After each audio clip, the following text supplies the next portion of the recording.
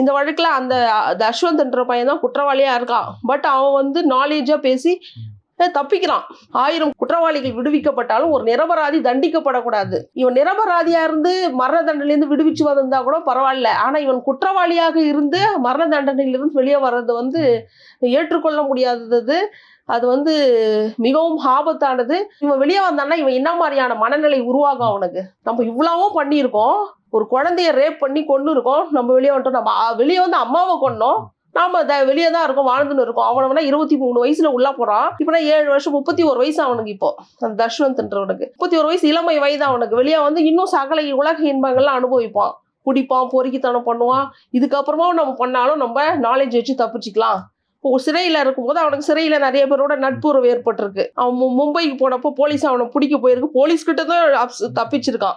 அப்போ மும்பை காவலர்களை தமிழ்நாடு காவல்துறை அவங்களுடைய உதவியை கேட்டு அவனுடைய போட்டோக்களை மும்பை ஃபுல்லா ஆல் ஓவர் இந்தியா ஃபுல்லா அவன் ஸ்ப்ரெட் பண்ணனால அங்க முடியெல்லாம் வெட்டிட்டு ஆள் மாறாட்டம் பண்ணி மாறு வேடத்துல போய் உட்காந்து சாப்பிட்டு இருக்கும் போது அவனை பிடிச்சிருக்காங்க. அவங்க அம்மாவை அவன் கொலை பண்ணிட்டு போனப்போ. அப்போ அவனுக்கு அங்க உதவுனவங்க யாராகனா சிறையிலிருந்து வெளியே வந்து மொத்தம் வந்து 40,000 ரூபாய் கொடுத்து உதவி இருக்கான். சிறைச்சாலைகள் அவனை நல்வழிப்படுத்தக்கூடிய ஒரு இடமாக இருக்க வேண்டும். மாறா அவனுக்கு எப்படி இருந்திருக்குன்னா குற்றவாளிகளுக்கு நல்ல நட்புறவை ஏற்படுத்தி கொடுத்துருக்கு. அவன் இன்னும் கைதேர்ந்தவன் ஆயிட்டு இருக்கான்.